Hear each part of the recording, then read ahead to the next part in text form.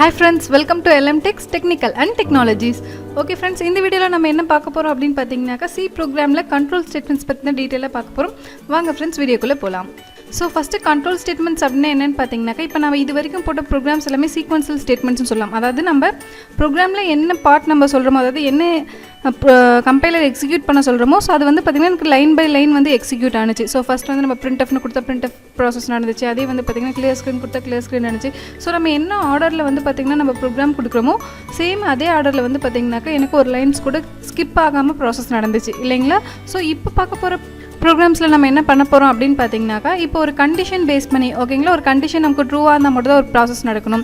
இல்லை வந்து பார்த்திங்கன்னா இந்த ப்ராசஸ் நமக்கு திரும்ப ரிப்பீட்டடாக நடக்கணும். இல்லை இந்த ப்ராசஸ் நடக்காமல் நெக்ஸ்ட் ப்ராசஸ்க்கு ஜம்ப் ஆகிடும்.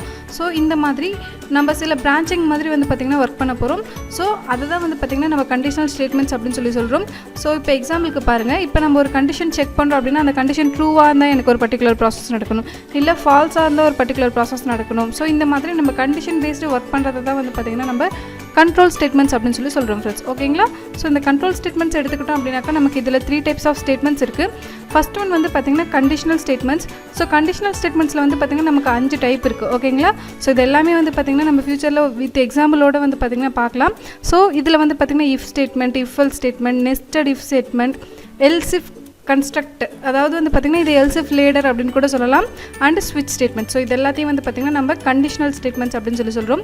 தென் ஒரே ப்ராசஸ் எனக்கு திரும்ப நடக்கணும் நம்ம லூப்பிங் ஸ்டேட்மெண்ட்ஸ் யூஸ் பண்ணுவோம். ஸோ இது எல்லாமே வந்து பார்த்திங்கன்னா நம்ம ஃபியூச்சரில் வந்து பார்த்திங்கன்னா 1 by 1 பார்க்கலாம்.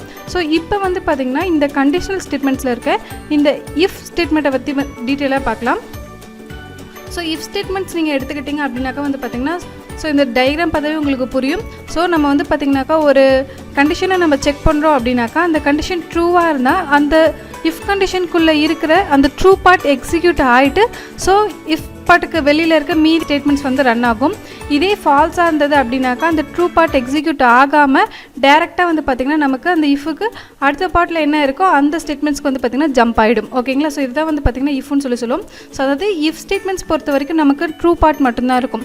ஸோ இதில் வந்து பார்த்திங்கன்னா ஒரு கண்டிஷன் செக் பண்ணி அந்த வரக்கூடிய ரிசல்ட்ஸ் வந்து பார்த்திங்கன்னா பூலியன் வேல்யூஸாக எடுத்துக்கும். ஸோ 0s and 1s நான் உங்களுக்கு ஆல்ரெடி சொல்லியிருக்கேன். So 0 means false, 1 means true ஓகேங்களா? ஸோ அந்த வரக்கூடிய ரிசல்ட் வந்து பார்த்திங்கன்னா நமக்கு ட்ரூவாக இருந்தது அப்படின்னா அந்த ட்ரூ பார்ட்டுக்கான அந்த ஸ்டேட்மெண்ட்ஸ் வந்து பார்த்திங்கன்னா நமக்கு ரன் ஆகும் ஃப்ரெண்ட்ஸ் ஓகேங்களா? ஃபால்ஸாக இருந்தது அப்படின்னா எதுவுமே ரன் ஆகாது. ஸோ இதுதான் வந்து பார்த்திங்கன்னா நம்ம இஃப் ஸ்டேட்மெண்ட்ஸ் அப்படின்னு சொல்கிறோம். ஸோ இந்த இஃப் ஸ்டேட்மெண்ட் யூஸ் பண்ணி வந்து பார்த்திங்கன்னா சிம்பிளாக உங்களுக்கு ஒரு ப்ரோக்ராம் போட்டு காட்டுறேன். ஓகே ஃப்ரெண்ட்ஸ், நான் வந்து பார்த்திங்கன்னா ப்ரோக்ராம் போடுறதுக்காக வந்து பார்த்திங்கன்னா டர்போ C ஓப்பன் பண்ணியிருக்கேன். தென் எனக்கு நியூ ஃபைல் வேணும். ஸோ ஃபைல்ஸில் போய்ட்டு நான் என்ன பண்ணுறேன், நியூ அப்படிங்கிறது கிளிக் பண்ணிக்கிறேன். ஸோ இந்த ஃப்ரேம் வந்து பார்த்திங்கன்னா எனக்கு ஃபுல் பேஜில் வேணும் அப்படின்னாக்கா நமக்கு வந்து F5 ஷார்ட்கட் கீ நீங்கள் ப்ரெஸ் பண்ணிங்க அப்படின்னா நம்மளோட பேஜ் வந்து பார்த்திங்கன்னா ஃபுல்லாக வந்துடும். தென் வந்து பார்த்திங்கன்னா இப்போ என்னோட ப்ரோக்ராம் போடுறதுக்கான ஹெடர் ஃபைல்ஸை நான் இன்க்ளூட் பண்ணிக்கிறேன். So include stdio.h standard input output header ஃபைலை நான் இன்க்ளூட் பண்ணிக்கிட்டேன். தென் include conio.h அதாவது console input output header file. So இந்த 2 ஹெடர் ஃபைல்ஸையும் வந்து பார்த்திங்கன்னா நான் இன்க்ளூட் பண்ணிக்கிறேன். தென் void main. So main function வந்து பார்த்திங்கன்னா நான் ஆட் பண்ணிக்கிட்டேன். ஸோ இந்த மெயின் ஃபங்க்ஷனில் தான் வந்து பார்த்திங்கன்னா நம்மளோட ஸ்டேட்மெண்ட் போட போகிறோம். ஸோ அதை வந்து பார்த்திங்கன்னா கண்டிஷன் பேஸ்டு நம்ம போகிறோம் ஓகேங்களா? ஸோ இப்போ இந்த இடத்துல வந்து பார்த்திங்கனாக்கா நான் இப்போ ஒரு நம்பர் கொடுக்க போகிறேன். ஸோ அந்த நம்பர் வந்து பார்த்திங்கன்னா எனக்கு 5ஆக இருந்தால் எஸ் இட் இஸ் 5னு சொல்லணும். ஸோ இல்லை அப்படின்னாக்கா எனக்கு நான் எதுவுமே செய்ய வேண்டாம் ஓகேங்களா? ஸோ இப்போ இந்த இடத்துல வந்து பார்த்திங்கனாக்கா நான் என்னோட ப்ரோக்ராம் போட்டுக்கிறேன். ஸோ நான் ஒரு நம்பர் கொடுக்க போகிறேன். ஸோ இந்த நம்பர் வந்து எனக்கு 5ஆக இருந்தால் மட்டும் எஸ் இட்ஸ் 5னு சொல்லணும். இல்லைனா எனக்கு எந்த ஒரு ஸ்டேட்மெண்ட்ஸும் ரன் ஆக தேவையில்லை.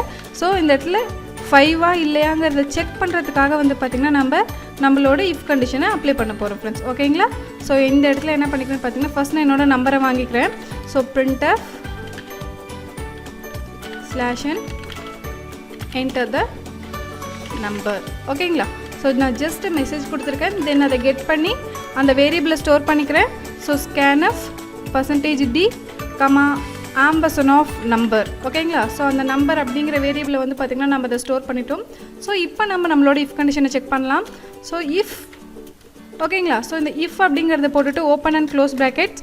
ஸோ இதுக்குள்ளே வந்து பார்த்திங்கன்னா உங்களோட ஸ்டேட்மெண்ட் என்ன நடக்கணுமோ அந்த ஸ்டேட்மெண்ட்ஸை நீங்கள் கொடுத்துக்கலாம் ஓகேங்களா? அண்ட் நீங்கள் இஃப் யூஸ் பண்ணிங்க அப்படின்னாக்கா இப்போ நம்ம நார்மலாகவே எல்லா லைன்ஸ்லையுமே ஃபைனலாக செமிகோலன் யூஸ் பண்ணுவோம். ஸோ இதில் பொறுத்த வரைக்கும் வந்து பார்த்திங்கன்னா நீங்கள் இந்த இடத்துல செமிகோலன் போடக்கூடாது. ஏன்னா நம்மளோட கண்டிஷன் இங்கே தான் செக் பண்ணிவிட்டு நம்ம திரும்ப கண்டினியூ பண்ண போகிறோம் இல்லைங்களா? இங்கே நீங்கள் கண்டிஷனை செக் பண்ணி முடிச்சுட்டு ப்ராசஸை என் பண்ணிட்டீங்க அப்படின்னாக்கா நெக்ஸ்ட் லைனுக்கு போகாது. ஸோ இஃப் ஓப்பன் பண்ணிவிட்டு கண்டிப்பாக செமிகோலன் போடக்கூடாது. ஸோ இந்த இடத்துல நான் என்ன செக் பண்ணுறேன்னு பார்த்தீங்கன்னா என்னோட நம்பர், ஸோ நான் கொடுக்குற அந்த வேரியபிளில் ஈக்குவல் டு 5. ஸோ எதனால் டபுள் ஈக்குவல்ட்டுன்னு பார்த்தீங்கன்னா நம்ம கம்பேர் பண்ண போகிறோம். ஸோ சிங்கிள் ஈக்குவல் டு போட்டிங்க அப்படின்னாக்கா வேல்யூ அசைன் ஆகிடும், அதாவது நம்பருங்கிறதுல 5ங்கிறது ஸ்டோர் ஆகிடும். எனக்கு ஸ்டோர் ஆகக்கூடாது, ரெண்டுத்தையும் கம்பேர் பண்ணணும். ஸோ டபுள் ஈக்குவல் டு, ஓகேங்களா. கம்பேரிசன் ஆப்ரேட்டர் வந்து பார்த்திங்கன்னா டபுள் ஈக்குவல் டு. ஸோ இந்த நம்பரில் எனக்கு 5ங்கிறது இருந்ததுன்னா எனக்கு ஒரு ஸ்டேட்மெண்ட் ரன் ஆகணும். என்ன ஸ்டேட்மெண்ட்னு பார்த்தீங்கன்னா printf it is 5, ஓகேங்களா. ஓகே, ஸோ இல்லைன்னா வந்து பார்த்திங்கன்னா எனக்கு எந்த ஒரு ப்ராசஸும் நடக்க தேவையில்லை. நான் நார்மல் ஸ்டேட்மெண்ட்ஸில் என்ன பண்ணிக்கிறேன் அப்படின்னு பார்த்தீங்கன்னா ஃபினிஷ்டுன்னு கொடுத்துக்கிறேன். ஸோ இப்போ என்னோடய ப்ரோக்ராம் நான் ரன் பண்ணுறேன் பாருங்கள். ஸோ நான் ரன் பண்ணுறேன். இப்போ என்னோடய அவுட்புட் வந்து பார்த்திங்கனாக்கா என்கிட்ட தான் நம்பர்ன்ற மெசேஜ் வந்திருக்கு. ஸோ நான் இப்போ வந்து பார்த்திங்கன்னா 3 அப்படிங்கிறது கொடுக்குறேன். எனக்கு ஆட்டோமேட்டிக்காக வந்து பார்த்திங்கன்னா ஃபினிஷ்டு அப்படிங்கிற ஸ்டேட்மெண்ட் மட்டும் தான் ரன் ஆயிருக்கு. ஏன்னா இந்த கண்டிஷன் எனக்கு ஃபால்ஸ், அதனால் வந்து பார்த்திங்கன்னா இதுக்குள்ளே இருக்கிற ஸ்டேட்மெண்ட் எனக்கு ரன் ஆகலை. ஸோ டேரெக்டாக எனக்கு அடுத்த ஸ்டேட்மெண்ட்டுக்கு போயிடுச்சு, ஓகேங்களா. இதே வந்து நான் என்னோடய ப்ரோக்ராம் ரன் பண்ணுறேன். ஸோ ரன் பண்ணும்போது 5 அப்படிங்கிறது கொடுக்குறேன். ஸோ 5 என்னோட condition true. So it is 5 அப்படிங்கிற மெசேஜ் டிஸ்பிளே ஆனதுக்கு அப்புறமா வந்து பார்த்திங்கன்னா எனக்கு ஃபினிஷ்டு அப்படிங்கிற மெசேஜ் வந்து பார்த்திங்கன்னா டிஸ்பிளே ஆகிருக்கு, ஓகேங்களா. ஸோ இதுதான் ஃப்ரெண்ட்ஸ் இஃப் ஸ்டேட்மெண்ட். அதாவது இஃப் பொறுத்த வரைக்கும் வந்து பார்த்திங்கன்னா அந்த கண்டிஷன் ட்ரூவாக இருந்தால் மட்டும் அந்த கண்டிஷனுக்குள்ளே இருக்கிற அந்த ஸ்டேட்மெண்ட்ஸ் வந்து பார்த்திங்கன்னா நமக்கு ரன் ஆகும்.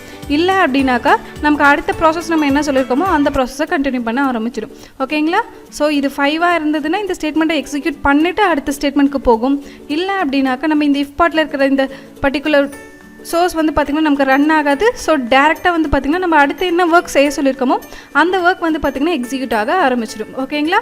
ஸோ இப்போ நான் 5ங்கிறது கொடுக்கும் போது எனக்கு இஃப் ஸ்டேட்மெண்ட்குள்ளே இருக்கிற ப்ராசஸும் ரன் ஆகுது. அட் தி சேம் டைம் நான் அடுத்து வேறு என்ன ப்ராசஸ் சொல்லியிருக்கணும் அந்த ப்ராசஸும் நமக்கு ரன் ஆகுது, ஓகேங்களா. ஸோ இந்த ப்ரோக்ராம் மூலிமா உங்களுக்கு வந்து பார்த்திங்கன்னா இஃப் ஸ்டேட்மெண்ட்னா என்ன அப்படிங்கிறது கிளியராக புரிஞ்சிருக்கும். ஓகே ஃப்ரெண்ட்ஸ், உங்களுக்கு இந்த இஃப் ஸ்டேட்மெண்ட்ஸ் பேஸ் பண்ணி வந்து பார்த்திங்கன்னா நான் உங்களுக்கு ஒரு சின்ன ஒரு ப்ரோக்ராம் கொடுக்குறேன். ஸோ அதை நீங்கள் ட்ரை பண்ணுங்கள். ஓகே ஃப்ரெண்ட்ஸ், உங்களுக்கான டாஸ்க் என்னன்னு பார்த்தீங்கன்னா check given age is eligible for vote. So ஒரு பர்சன் வந்து பார்த்திங்கன்னா ஓட்டு போடுறதுக்கு எனக்கு எலிஜிபிளாக இல்லையா அப்படிங்கிறத வந்து பார்த்திங்கன்னா நீங்கள் இஃப் கண்டிஷனில் செக் பண்ணி சொல்லணும். ஸோ இதுதான் வந்து பார்த்திங்கன்னா உங்களுக்கான டாஸ்க். ஓகே ஃப்ரெண்ட்ஸ், இதுக்கான சொல்யூஷன் நம்ம கமிங் வீடியோஸில் பார்க்கலாம். ஸோ இந்த வீடியோ உங்களுக்கு பிடிச்சிருக்குன்னு நினைக்கிறேன். பிடிச்சிருந்தா மறக்காமல் லைக் பண்ணுங்கள், உங்கள் ஃப்ரெண்ட்ஸ்க்கும் ஷேர் பண்ணுங்கள். அண்ட் நம்ம சேனலில் போடுற எல்லா வீடியோஸும் உங்களுக்கு தொடர்ந்து வரணும் அப்படின்னா நம்ம சேனலை மறக்காமல் சப்ஸ்கிரைப் பண்ணிக்கோங்க. பக்கத்தில் இருக்க பெல் பட்டனையும் கிளிக் பண்ணிக்கோங்க. Thank you friends.